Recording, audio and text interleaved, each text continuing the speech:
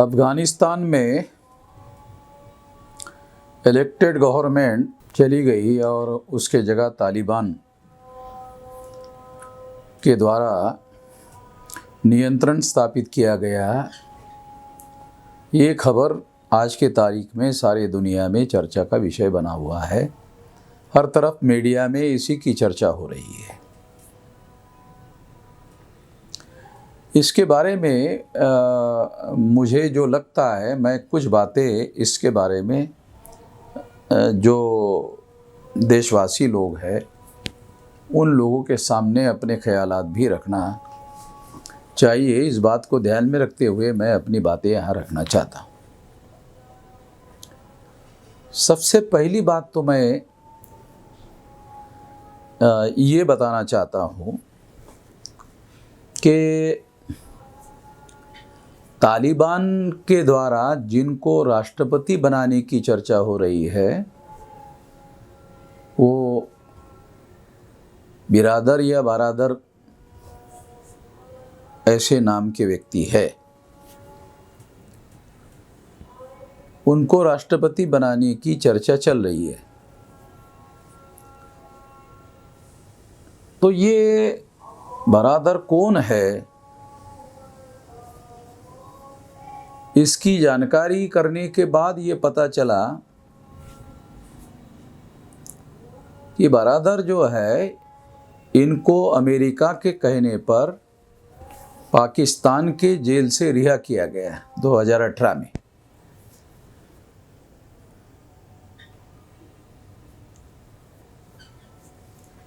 जिनको अमेरिका के कहने पर जेल से निकाला गया और जिस व्यक्ति को निकाला गया अमेरिका के कहने पर पाकिस्तान की सरकार ने उसको जेल से बाहर निकाला, वो व्यक्ति तालिबान के तरफ से राष्ट्रपति बनाया जा रहा है। ऐसी ज़्यादा से ज़्यादा खबरें मीडिया के तरफ से आ रही है। इससे ये आशंका बन रही है कि अमेरिका जो पूर्व में जो घनी सरकार थी, वो सरकार अमेरिका को ऐसा लग रहा था कि ये अब हमारी लायबिलिटी है। पिछले 20 साल में हमने 29 लाख करोड़ रुपया अफगानिस्तान पर खर्चा किया। 29 लाख करोड़ रुपया बहुत बड़ी रकम होती है, बहुत बड़ी राशि होती है। तो अमेरिका को ऐसे लगा कि अब हमें वहाँ रहने का कोई इंटरनेशनल पॉलिटिक्स में बेनिफिट होने की कोई बात हमें दिखाई नहीं दे रही है। इस बात को ध्यान में रखते हुए अमेरिका ने स्ट्रेटेजी प्लान की कि अभी अफगानिस्तान से हमको बाहर निकलना चाहिए और इसके लिए अमेरिका ने जिस तालिबान के व्यक्ति को अभी वहाँ राष्ट्रपति बनाए जाने की ज़्यादा चर्चा हो रही है, उसको पाकिस्तान के जेल से अमेरिका के कहने पर छोड़ा गया।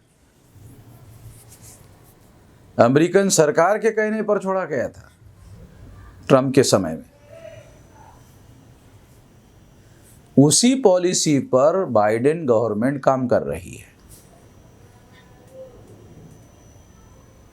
जब उनको जेल से छोड़ा गया, उसके पहले ही समग्र स्ट्रेटेजी अफगानिस्तान से बाहर निकलने की स्ट्रेटेजी अमेरिका ने बनाई होगी। तो अमेरिका को वहाँ ऐसी गवर्नमेंट चाहिए थी जिससे अमेरिका को किसी प्रकार की कोई लायबिलिटी लेना ना पड़े और वो ऐसी गवर्नमेंट आए जो अफगानिस्तान की जिम्मेदारी संभालने का काम करे। तो इसके लिए उनको तालिबान के लोग उपयुक्त लगे, इसलिए अमेरिका के पहल पर ही तालिबान के साथ चर्चा शुरू की गई। जब अमेरिका को मानने वाली गवर्नमेंट अफगानिस्तान में थी, इसके बावजूद भी अमेरिका ने तालिबान के लोगों के साथ में चर्चा शुरू की थी।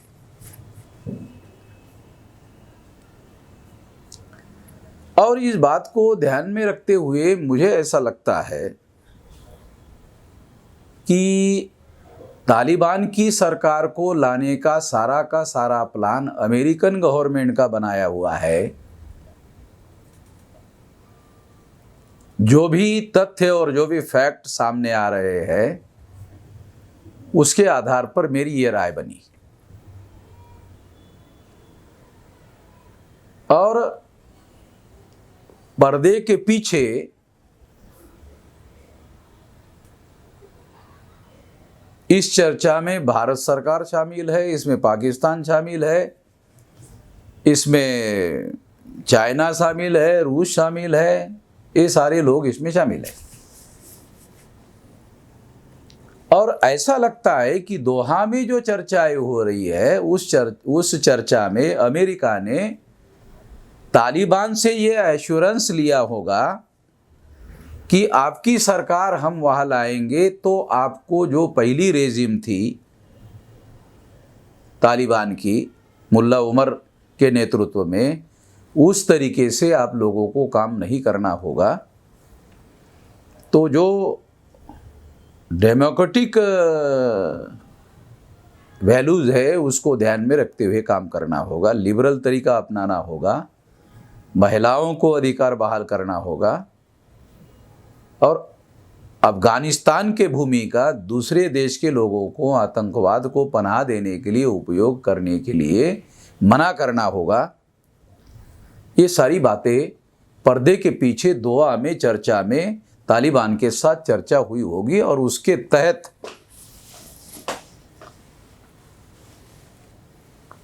ये पूरा का पूरा प्लान अफगानिस्तान में अमल में लाया जा रहा था। जो अशरफ गनी की सरकार थी वो पूरी की पूरी अमेरिकन गवर्नमेंट के ऊपर निर्भर थी। जब अमेरिकन गवर्नमेंट खुद ही तालिबान को सत्ता सौंपने के लिए पर्दे के पीछे वार्ता कर रही थी, तो इसका दूसरा अर्थ होता है अशरफ गनी का समर्थन अमेरिका ने विड्रॉ कर दिया था। केवल फिजिकली विड्रॉ करने की बात थी, तो वो उसके लिए मिलिट्री जो है विड्रॉ करने से अपने आप ही तालिबान के लिए रास्ता खोलने का रास्ता तय हो गया था। और ये सारी जानकारी अशरफ गनी को थी। उसका जो वाइस प्रेसिडेंट है, जो अशरफ गनी के साथ में विदेश में भागा नहीं है, अभी भी वहाँ पर है, उन्होंने अपने आप को वर्किंग अफगानिस्तान का प्रेसिडेंट घोषित किया। वो वाइस प्रेसिडेंट था। उसने जो बयान दिया उससे भी ये बात सिद्ध होती है कि बाइडेन के साथ वार्ता करने का, चर्चा करने का कोई मतलब नहीं है। इसका मतलब है उनको पहले से मालूम था कि अमेरिका के लोग, अमेरिकन गवर्नमेंट जो है वो तालिबान के साथ वार्ता कर रही है। बल्कि उन लोगों को अंदरूनी सारी कहानी मालूम होगी कि अमेरिका तालिबान को सत्ता सौंपने के प्लान पर काम कर रही है। इसलिए जो वर्किंग प्रेसिडेंट अपने को आपको घोषित करने वाला, कार्यकारी अध्यक्ष घोषित करने वाला जो व्यक्ति है अफगानिस्तान का चुना हुआ, वो कह रहा है बाइडेन गवर्नमेंट के साथ बात करने का कोई मतलब नहीं है। दूसरी तरफ अभी तक अमेरिकन गवर्नमेंट ने वहां अपना मिशन है वो वहां बंद नहीं किया। भारत ने अपना जो हाई कमीशन का जो ऑफिस है वो बंद नहीं किया। डिप्लोमेटिक जो ऑफिस है, अभी तक भारत का कोई बयान नहीं आया कि उन्होंने वो वहाँ के कर्मचारी वो भारत में ला रहे हैं, मगर वो ऑफिस बंद करने का ऐलान नहीं किया। और जो लोग वहां से ला रहे हैं वो अमेरिकन गवर्नमेंट के मदद से ला रहे हैं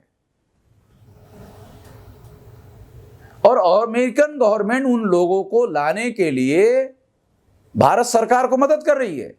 और इसके बदले में भारत का जो फॉरेन मिनिस्टर है एस जयशंकर, वो उनको ट्वीट करके धन्यवाद दे रहा है कि हम आपके आभारी है। इसका मतलब ये है कि भारत सरकार को भी मालूम है कि ये अमेरिकन गवर्नमेंट के सलाह मशवरे से तालिबान का ये टेक ओवर हुआ है।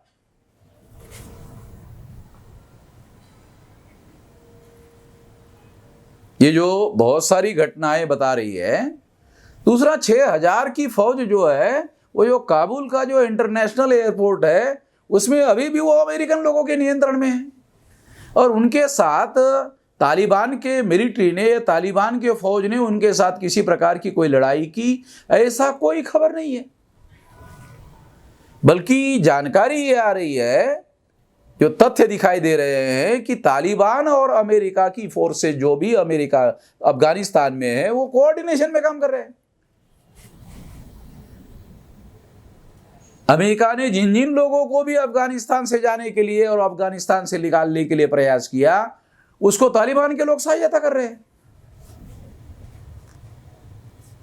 और तालिबान के लोगों ने जो लिबरल फेस घोषित किया कि महिलाएं भी सत्ता में शामिल हो सकती है, महिलाएं पढ़ाई लिखाई का भी काम कर सकती है, नौकरियों में भी कर सकती है, मीडिया के लोगों को भी सरकार को क्रिटिसाइज करने का हक होगा, ये तो सारी की सारी वेस्टर्न डेमोक्रेसी का जो कॉन्सेप्ट है, वो इस्लामिक ढांचे में स्वीकार किया जा रहा है।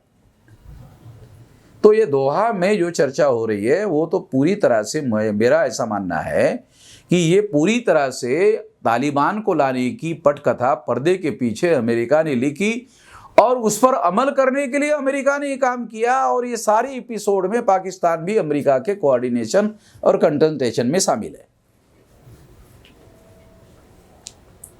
और जो घटनाएं सामने आ रही है, उसके आधार पर यह बात मैं कह रहा हूं, चूंकि आज के तारीख में ये बात डिस्क्लोज नहीं की जा रही है, मगर आने वाले समय में परिस्थितियां पूरी तरह से शांत होने के बाद में ये सारी बातें सामने लाई जा सकती है, आएगी। खुद अमेरिका, रशिया, चाइना, ये सारे लोग जो है ये बातें घोषित कर देंगे, ऐसा लगता है।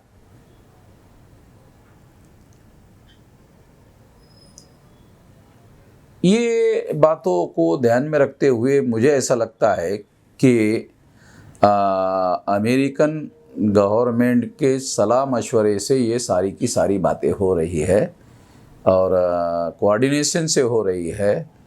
और मुल्ला उमर की सरकार उस समय जो लाई गई थी रशियन लोगों को वहाँ से भगाने के लिए, तालिबान की, वो सारी अमेरिकन गवर्नमेंट की मदद से थी। तो जो सेकंड इन कमांड थे, जिसको अभी राष्ट्रपति बनाने की बात होती है, वो मुल्ला उमर के मंत्रिमंडल में डिफेंस मिनिस्टर थे। तो वो जो डिफेंस मिनिस्टर थे, मुल्ला उमर, तो मारा गया है। और अभी जो सेकंड इन कमांड जो व्यक्ति था, जिसको उस समय अमेरिका के लोगों ने ही तैयार किया था पाकिस्तान की मदद से, आज उसी की मदद लेकर तालिबान की सरकार अमेरिकन लोग ला रहे हैं, और वहाँ से वो मुक्त होने की कोशिश कर रहे हैं, हर प्रकार की लायबिलिटी से मुक्त होना चाहते हैं। तो एक तो ये है, क्योंकि अफगानिस्तान में 29 लाख करोड़ रुपया खर्चा होने के बाद भी आज के तारीख में अफगानिस्तान में रहने की कोई प्रासंगिकता, कोई इंटरनेशनल पॉलिटिक्स में अमेरिका की कोई बेनिफिट नहीं है, बल्कि अमेरिका वहाँ से निकलकर अपने रिसोर्सेज बचाना चाहता है। और जो इंटरनेशनल पॉलिटिक्स में चाइना ने जो चुनौती खड़ी की हुई है, उस चुनौती का मुकाबला करने के लिए उस रिसोर्सेज का भविष्य में उपयोग करना चाहता है। और उसके लिए इंटरनेशनल लेवल पर जो नई चुनौती खड़ी हुई है, उस दिशा में उसको ज़्यादा ध्यान देना है। इस बात को ध्यान में रखते हुए अमेरिका अफगानिस्तान से निकलना चाहता है, और तालिबान की मदद से ही वो निकल सकता है, बगैर लायबिलिटी के निकल सकता है। यही रास्ता उनके लिए सही था, ऐसा उनकी मान्यता थी, और उसके आधार पर वो वहाँ से निकल गए, और निकलने के लिए ये रास्ता उन्होंने ढूंढा, ऐसा मेरा मानना है। इस मौके पर मैं इतना ही कहना चाहता हूँ, और इस लाइट में और भी आने वाले समय में जैसी जैसी जानकारी उपलब्ध होगी, इस पर हम लोग अपनी बात करेंगे। भारतीय मीडिया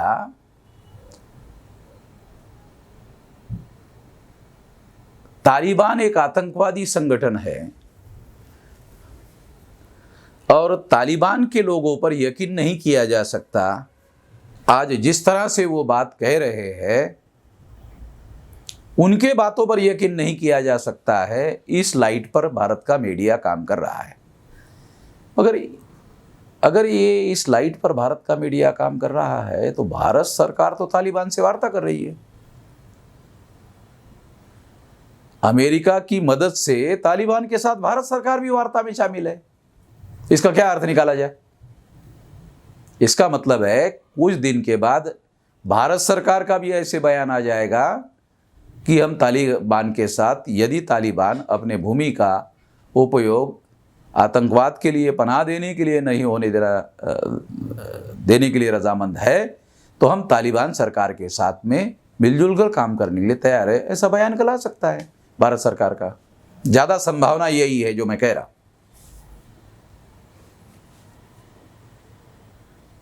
तो मीडिया जो है वो भारत के शासक वर्ग का रिप्रेजेंटेशन है। उनको आशंका है आतंकवाद का, तो उसके पीछे एक रणनीति भी होगी। वो रणनीति ये है कि यदि तालिबान को आतंकवादी संगठन के तौर पर ही प्रोजेक्ट किया जाए तो तालिबान पर दबाव बनेगा और उनको अपने अंदर सुधार करने की कोशिश करनी होगी, तभी इंटरनेशनल कम्युनिटी का समर्थन मिल सकता है। इसके लिए भी ये दबाव जो है भारत का मीडिया पैदा कर रहा होगा, ऐसा कहा जा सकता है। अब मैं इतना ही कहना चाहता हूँ। बहुत सारी बातें भविष्य में जैसे जैसे जानकारी आएगी करेंगे।